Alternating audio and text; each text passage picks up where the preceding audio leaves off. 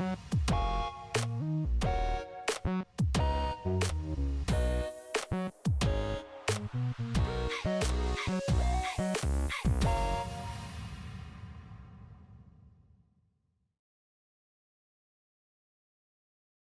everyone. Welcome, and thank you very much for joining us in a new webinar from World Languages. We're very excited to have you here. Today, we're talking on engaging and meaningful extension activities for elementary world language teachers. We have today Josefina Cabello as our speaker. She has been in the classroom for almost 15 years. In her home country, she taught ESL for 6 years, and she has been a Spanish teacher in the US since 2013. She currently teaches Spanish for PK 6th grade to 6th grade, and she's currently working towards her MAT in Spanish and ESL education. Thank you very much for being with us, Josefina. Thank you so much. I'm very excited to be here today. And today we are going to talk about everything about engaging in meaningful extension activities for your elementary world language class. So if you are in elementary and you have the problem that sometimes your students need more activities and more things to do, but you just think that it's just sometimes too much work to come up with new activities, this is a great session for any language that you're teaching. So I'm very happy that you're here today to join us. So today, we're going to talk about what you should include and keep in mind for your extension activity. So what are the things what is the checklist that you should have before you include any extension activities in your world language class?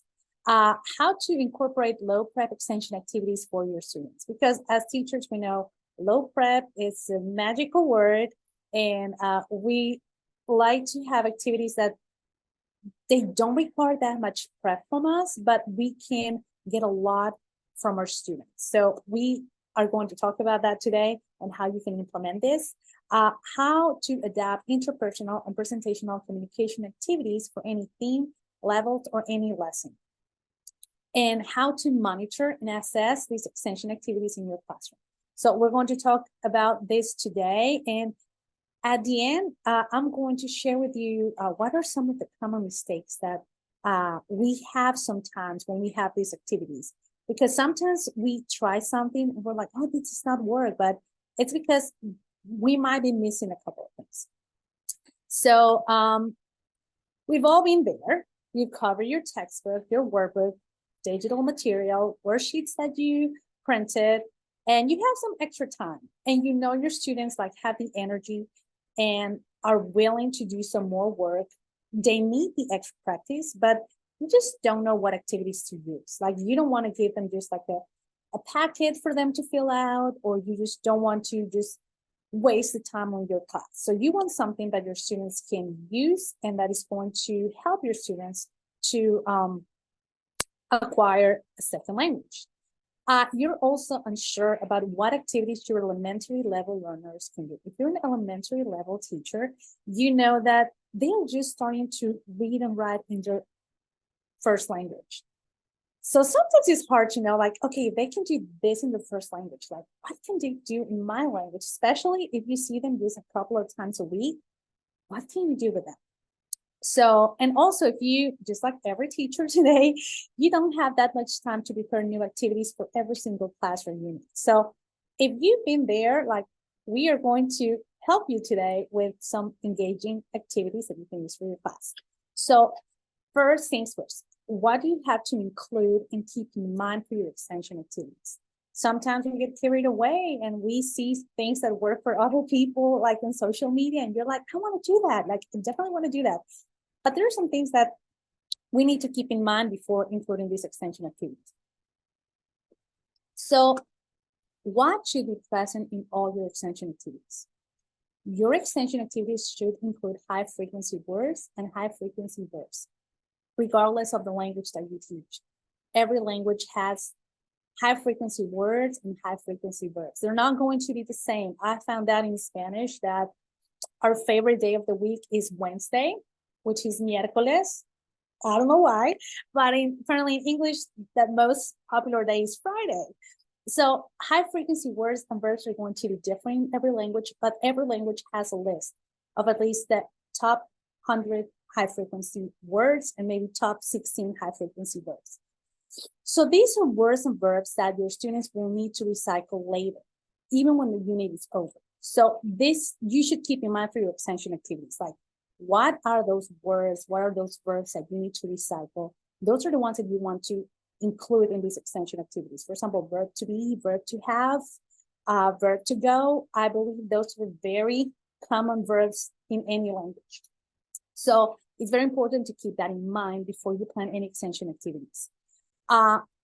Something that I've been doing for the past 10 years for high frequency verbs in every unit. I teach pre-K to 6th grade. So I use 2 verbs per unit in kindergarten, pre-K to kindergarten. We use 4 verbs for 1st and 2nd grade. From those 4 verbs, 2 are recycled verbs. That means those are 2 verbs that we learned from another unit. 3rd to 4th grades, 4th grade, we have 6 verbs per unit. 4 of them are recycled. In 5th to 6th grade, we have 8 verbs and 6 of them are recycled. Now, for high frequency words per unit, we have 6 to 8 words for pre-kinder to kindergarten, 8 to 10 words from 1st to 2nd grade, 10 to 12 words from 3rd to 4th grade, and 12 to 15 words from 5th to 6th grade. So as you can see, the amount of verbs and the amount of high frequency words per unit keep increasing depending on the age of the student. Also, because when students are older, most of world language programs, they start increasing the time and the frequency that you see them every week. So that's why it's very common to have more words depending on the age on your students. And another important component when you're planning these activities or your sequence and scope that is going to be like the heart of your extension activities is how many vocabulary words you're going to include for this extension activity. Now, if you're like me, I used to have way too many vocabulary words for my units, even for my little ones. Let's not do that. Your main focus in extension activities should be your high frequency verbs and your high frequency words. Vocabulary words are important, but let's not bring so much vocabulary for our students. For pre-kindergarten to kindergarten, I say 6 to 8 vocabulary words per unit should be enough. 1st to 2nd grade, 6 to 10 words. 3rd to 4th grade, 10 to 12 words. And 5th to 6th grade, 10 to 15 words. For example, if you're doing a unit about fruits, you don't want to bring 12 names of fruits to a 6-year-old kid. They might remember 4 or 5. So it's better for you to, instead of bringing so much vocabulary, even for your extension activities, use that instead for high frequency words and high frequency verbs. Because like what I always say, like if a student knows the name of 25 fruits, perfect. But if my student cannot tell me, I like apples, I don't like bananas, I want a strawberry. If they cannot even use the word in context, it's just isolated vocabulary that is not going to help your students to communicate. So that's very important to keep in mind. For example, for these 2 pages from some of the books from Clet World Languages, this is the one in Spanish and this is the one in French. You can see that there's vocabulary, but there are also high frequency words and high frequency verbs that they're not only going to end here, you're going to see them in other units. So it's very important that your extension activities have high frequency words and high frequency verbs because your students are going to recycle these later. What should you keep in mind for all your extension activities? Your learners' age and level. This is very important. Let's keep it simple, especially for the little ones. The writing ability in the first language. This is very important. If your students are just starting to write sight words in English, you cannot ask them to just write like a paragraph about their pets in Spanish because it's just not going to happen if you see them like 30 minutes a week. So let's always check their writing ability in the first language to see what can we accomplish in the second language. If you're a traveler teacher, if you travel from class to class, what supplies you have available, that is very important for you to keep in mind for your extension activities. What space do you have available? If you are, again, a traveling teacher, what space do you have available to do your activity? How much time you have available? If you notice that once you finish your activities, you have like 10, 15 minutes extras that you can use, make sure you plan an activity that is going to use that amount of time. What are the energy levels of your classroom? Most of the time, as teachers, we want to just bring those energy levels all the way up. Sometimes, especially in Christmas time, we need to bring down those levels to some more calm activities that our students can do. And also, depending on your group, every classroom is different. So it's very important that you check those energy levels to see what kind of activities do your students need. And also, how much do your students know about their current unit? There are activities that you can do at the beginning of the unit. There are activities you can do at the end of the unit. So how much vocabulary or how familiarized are your students with that unit that is going to be part of that extension activity that you're going to do? So I'm going to go over some low prep extension activities that you can do for your students. So this one is one of my favorites. It's fly swatter, or how we call it in Spanish, mata moscas. And all you have to do is place some flashcards on the board. You give 2 students a fly swatter, and you ask them to hit the word that you call out. Now, it sounds very simple, but you need to use the words in context, not isolated words. Like if you're talking about clothes, that skirt is purple. Show me where is the skirt. Or if your students are older, you can give them commands, you can give them cues depending on the lesson. If you're talking about fruits, like, okay, it's a fruit that it's big, it's green, and it's red on the inside. What is the fruit? And it's going to be watermelon.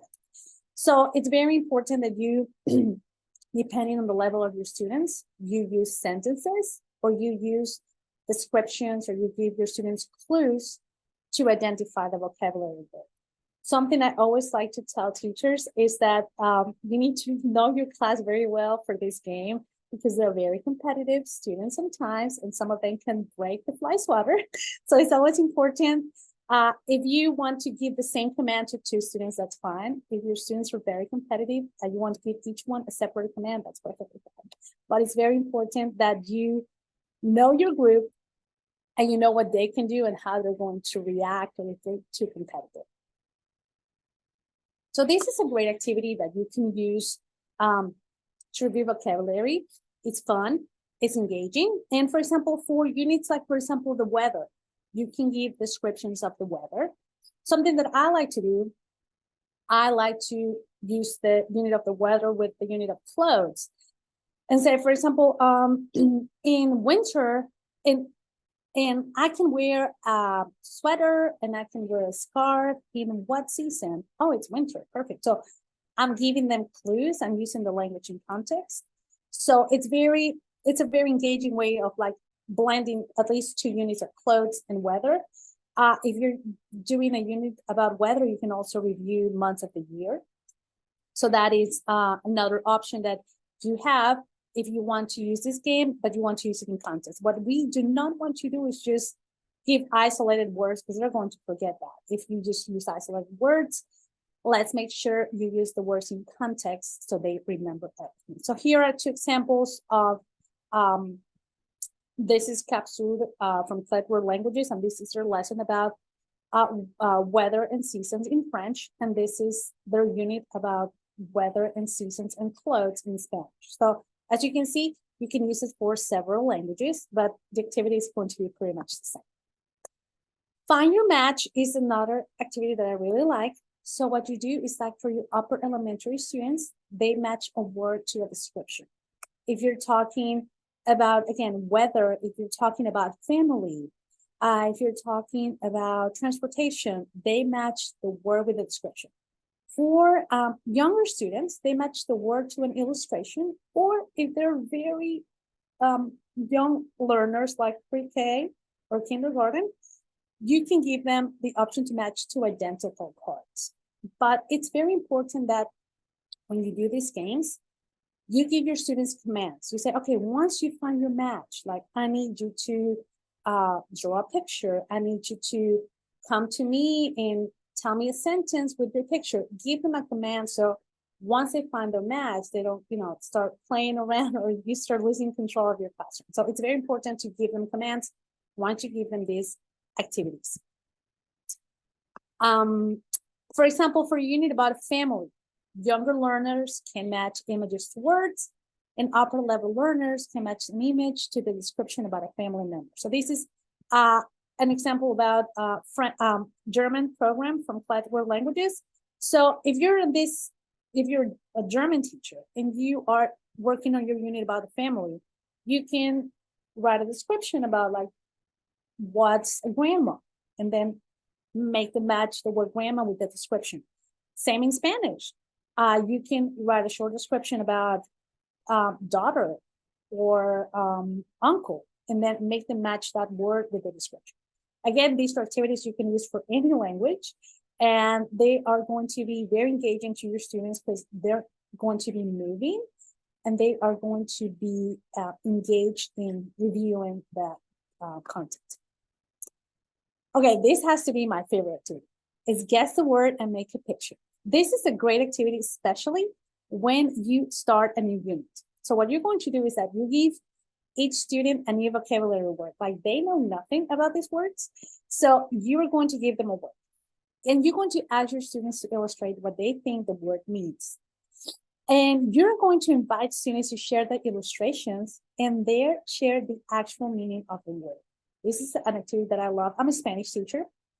And when I did this activity with my students for our unit about shopping, we had the word vendedora, which is salesperson. But my student thought that vendedora was a vending machine with a Dora the Explorer inside.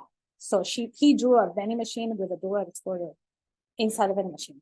Everybody thought it was hilarious, but my kids never forgot the word vendedora. So it was a very great activity for my students to learn that, mistakes are okay. They're always welcome when we're learning a new language. And it also creates a positive environment in their classroom. It creates an environment where it's okay to make mistakes and we're all learning together. So this is a great activity for units that are heavy in vocabulary, like units about food, clothes, animal, or transportation. And again, it's a great opportunity to build confidence in your classroom. It's a great opportunity for you to build that community in your classroom and welcome your students to make mistakes, because even teachers make mistakes. It's great for them to know that it's a safe place for them to learn and to keep trying in case there's mistakes. Bingo, it's a very common activity that we know. Lower elementary learners can illustrate and label their vocabulary word. What I do is that I give them the 3x3 grid, and I tell them like, this is going to be your bingo board, like for the next 3 classes. So I ask them to draw their pictures, and they illustrate and they label the pictures. Upper elementary learners, they draw and they write a short sentence or just a vocabulary word for the picture. So it depends on the level of your students. For very little kids, like kindergarten, I do a 2x2 bingo board and they love it, just 4 pictures. For the older ones, I do maybe a 3x3 or a 4x4. It depends on the level of your students and how far they are on the unit, how many words they know. More activities you can do for your upper elementary learners. If you read a story, you can describe your favorite part of the story. If you watch a video, they can describe your favorite part of the video. If you watch a video too, or if you read a story, they can create a short dialogue. I love sometimes to play a video for my students to play it with no sound. And I ask them to create a dialogue, like, what do you think is happening in the story? Like, I want you to create your own dialogue and imagine what could be happening in the story. You can also explore that creative side of your students and you'll be very surprised. You can create a menu. They can create a story. They can, if you're reading a book, they can create a new character. For example, for Day of the Dead, we create our own alebrijes and they create our new animals. For a unit about clothes, they design their own t-shirt. This is also a very nice activity for all about me units. They can design their own t-shirt and talk a little bit about their likes, about who they are, and again, explore that creative side, because sometimes we limit our students to just writing activities, but we don't go through that creative side of them. And once they can explore that creative side, they'll be more willing to share with the classroom, and they'll be more willing to communicate in the target language. If you're doing your unit about rooms of the house, students can decorate a bedroom or decorate a house. It's always very interesting once you explore that creative side, especially upper elementary learners. Lower elementary learners, because I was talking about this before, some of them are just learning to write in their own language, in their first language. So if they cannot write yet, you can ask them to draw. And after they draw, they can present whatever they illustrated to the classroom. Again, just because they can't write doesn't mean that we're going to limit them and say like, okay, they cannot do anything because they cannot write yet. We can always explore other areas, like, presenting something. They can also, if they watch a video, they can draw their favorite part of the video. They can draw their favorite character if it was a story. Or sometimes what we do is that they choose 2 to 4 new vocabulary words and they create a vocabulary book. And what we do after this is that we share it with our classmates. So they're going to see each other's books and they see like what words were more salient to them, what words were the ones they remember the most. When we're talking about pets, dog is a word they remember, cat is a word they remember, but there's always going to be some words that some kids remember more than others for personal reasons. So it's a very nice way to get to know the interests of your students and what words mean more to them. So I'm going to give you some examples of what extension activities you can do if you use a textbook. Don't limit yourself to just the activities that the textbook gives you. You can explore more about these activities. For example, this is a unit from Cap Sur as a French program for elementary, and this is all about food and likes and dislikes. So, for example, we have a total of 4 activities, and I'm going to show you a little bit how you can extend these activities in your class. For example, for this first activity that I have here, you can make a likes and dislikes chart and share with the class. Based on those results, you start creating sentences like, hey, like, how many people like sandwiches? How many people like hamburgers? How many people like fruit? So you start creating the chart. And again, because it's about the classroom, it's going to be more interesting. Because you're not talking about like a random person in a book. You're talking about your students. And your students are talking about their friends and their classmates. So it's going to be much more interesting.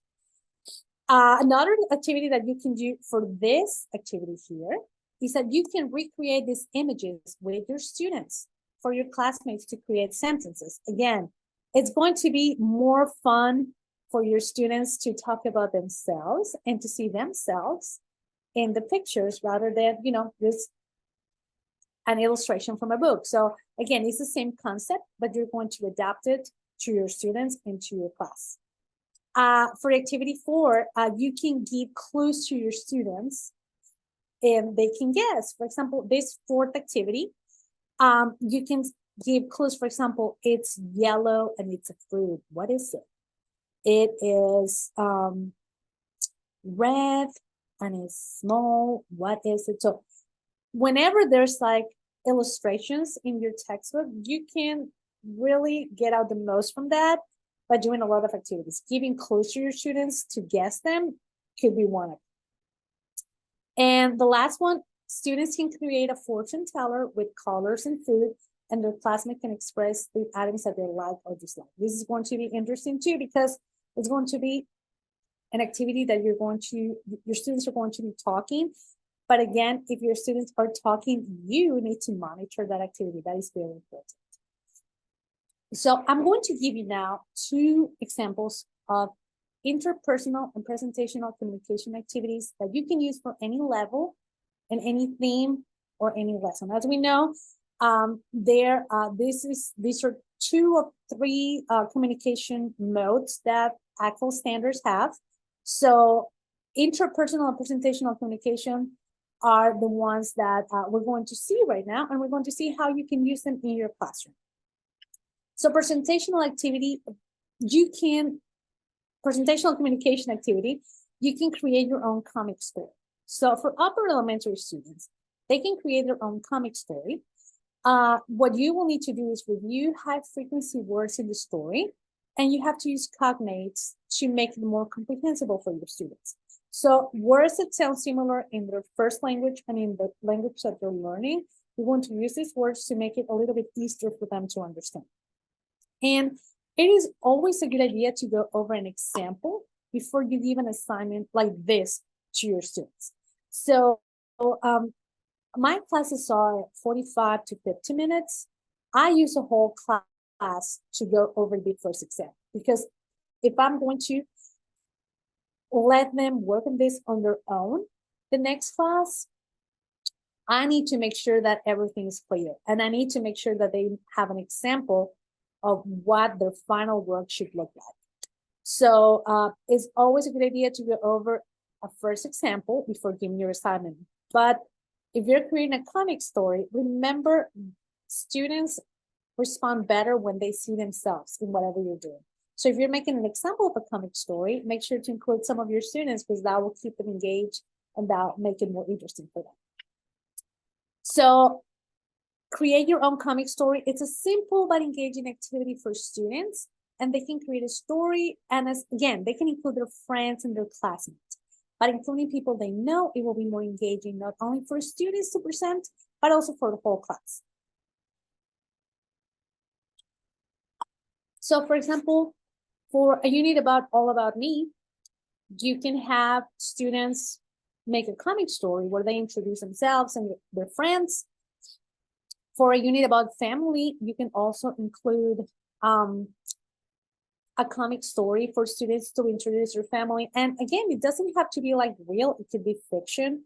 When it comes to the unit of the family, sometimes the students like to pretend that their best friend is their sibling, and that, you know, somebody else is their grandparents. They like to make stories that some celebrity is their uncle. So it's important here is that they're communicating. That is the main goal. And if you allow them to be creative, and if you allow them to include people they know, it's going to be more engaging, and it's going to get the attention of all your class. So create a comic story. If you haven't done that, I 100% recommend that, because it's a very nice activity, especially for upper elementary levels. For interpersonal activities, find someone who activities. You can adapt this to any level or anything. This is one of my favorite activities because, again, you can adapt it to anything, any topic, any theme, any unit. You can find someone who activities. If you're using this activity with younger learners, you can work in a 2x2 grid, go over questions. And if you're working this with younger learners, you need to use illustrations or some kind of visual aids. It's not an option, it's a must, because you need to give your students as much input as possible. They are not going to have only, the audio input that you're giving them by giving them instructions. They need to have that visual input of having the pictures and knowing exactly what they're supposed to be asking. If you're using the activity with upper elementary, a 3x3 grid will work for them, like 9 spaces, 9 questions. Make sure to go over the questions before assigning the activity. Always monitor the activity to make sure interpersonal communication is taking place, especially for this. It's important to keep an eye on your students, because sometimes they'll just like magically complete everything, and you will be wondering like, I don't remember, I saw you asking the questions. So it is very important that you monitor this activity, especially if interpersonal communication is taking place.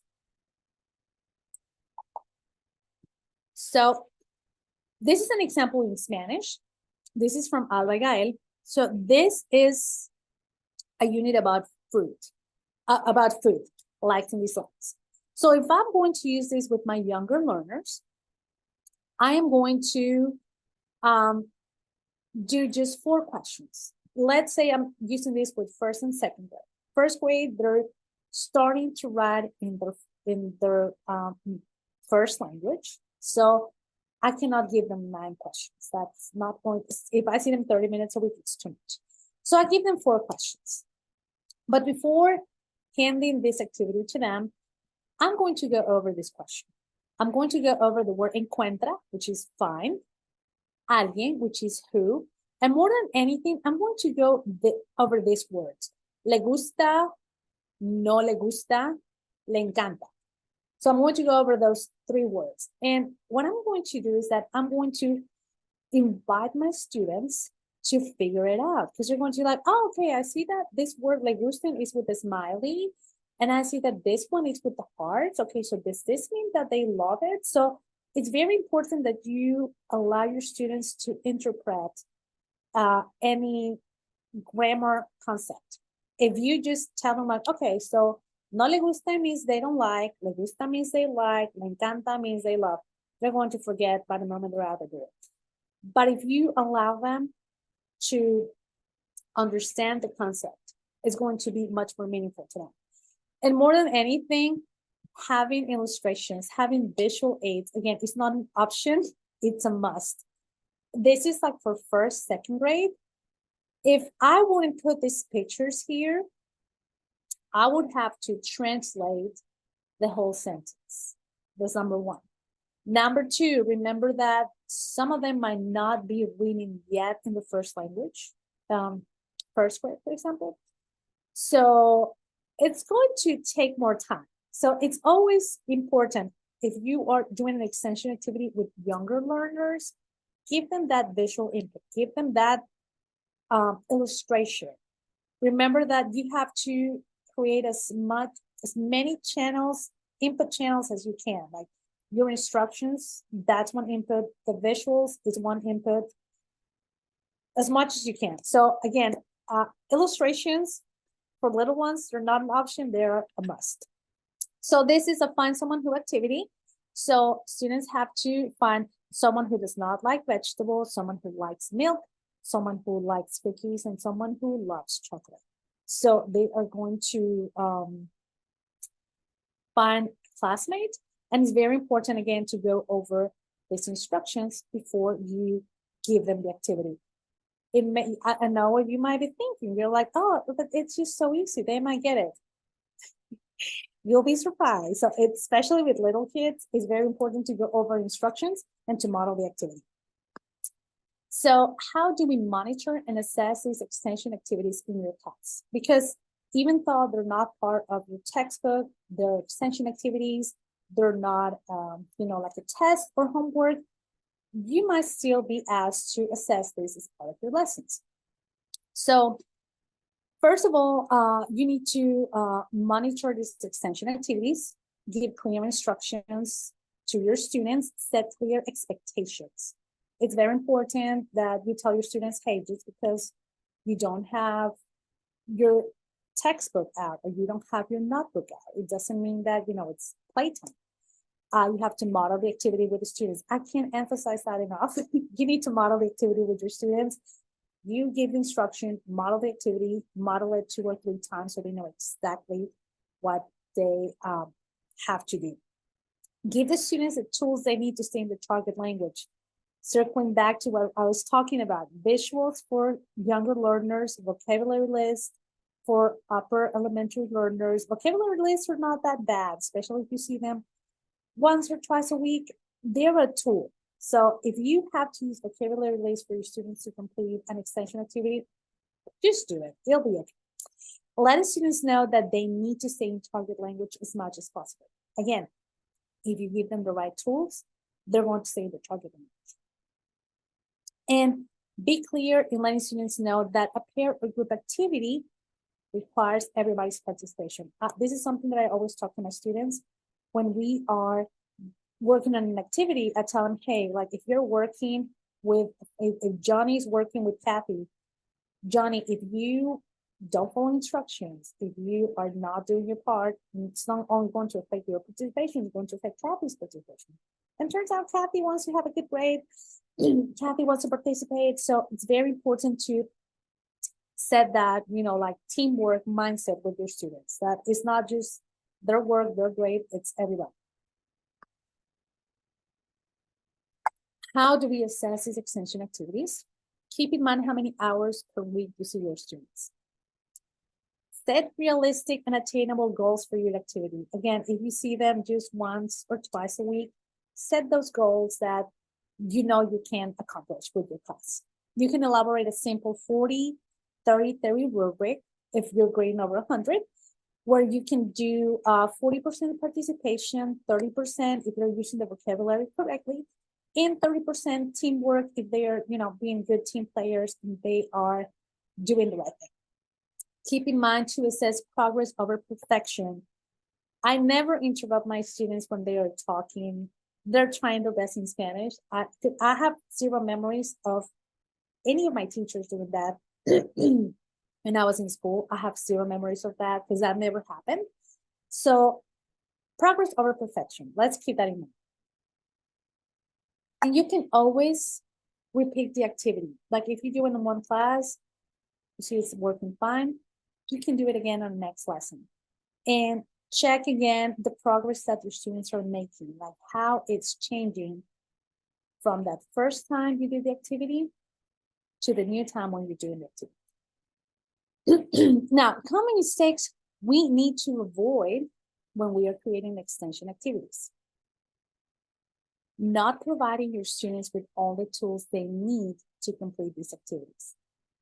Again, visual aids, any kind of illustration you can do to younger students, those are a must. Vocabulary lists, if you need to give your students vocabulary lists, that's okay, especially if it's a new unit, it is acceptable. If there are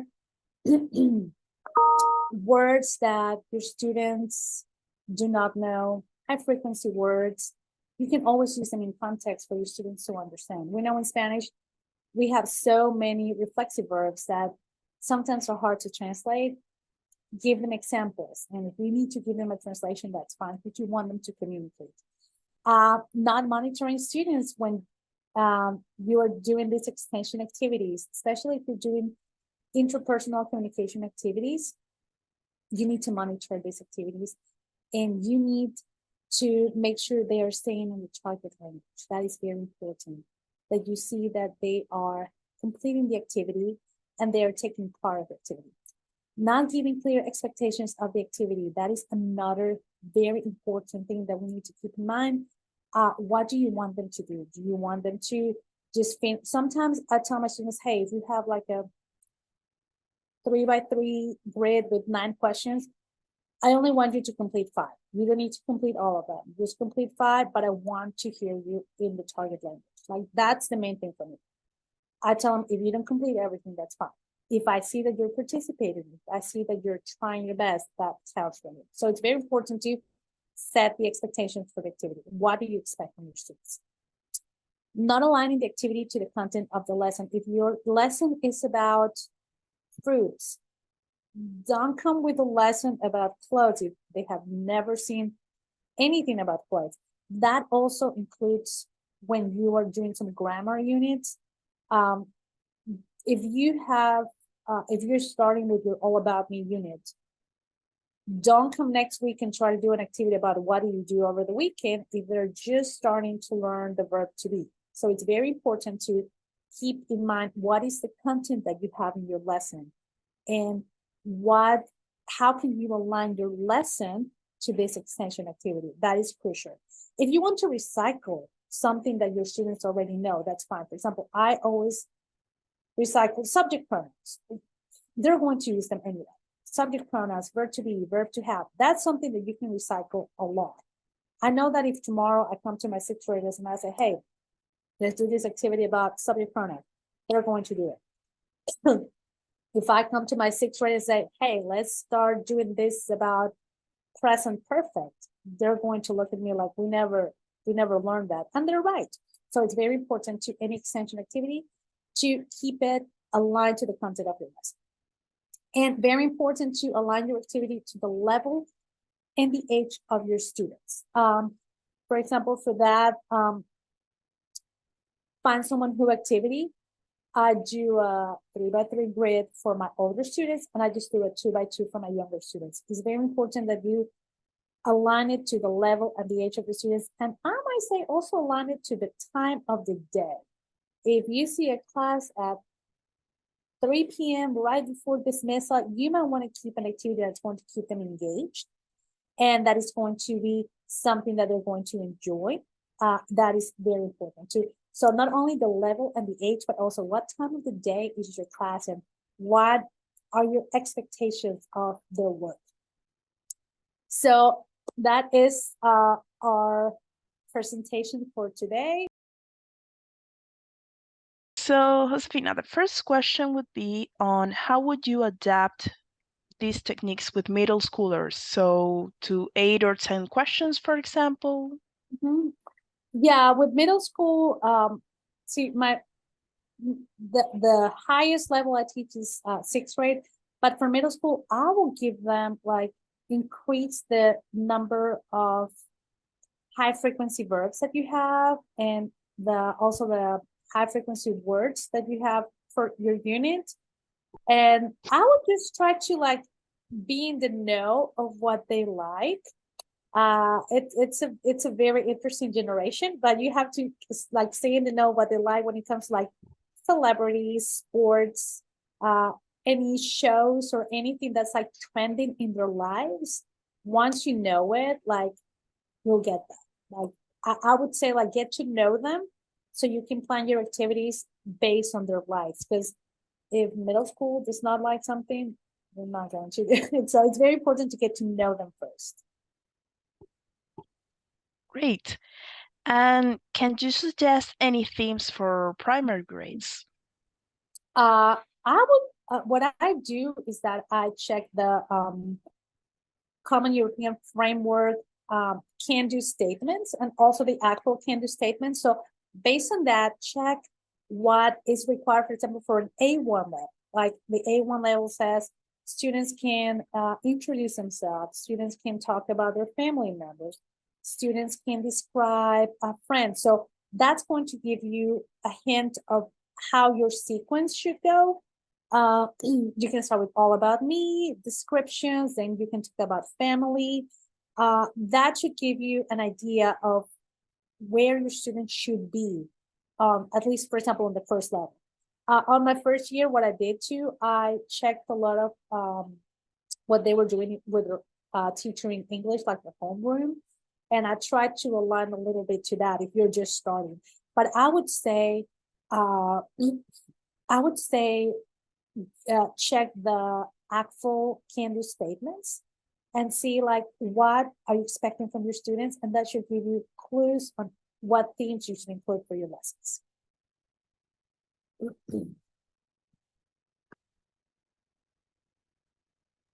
Fantastic. So our next question says, when you play Find Someone Who, do students ask the question like, ¿te gustan los vegetales? Or how do they do it? Yes. So for younger learners, as I show the example, I put a lot of visuals. And we go over the visuals. Like, hey, if you see the smiley face means do you like? Te gusta. If you see the sad face, is no me gusta. If you see the face with the hearts, it's me encanta. If you see the face that is just like not like almost throwing up, is lo detesto.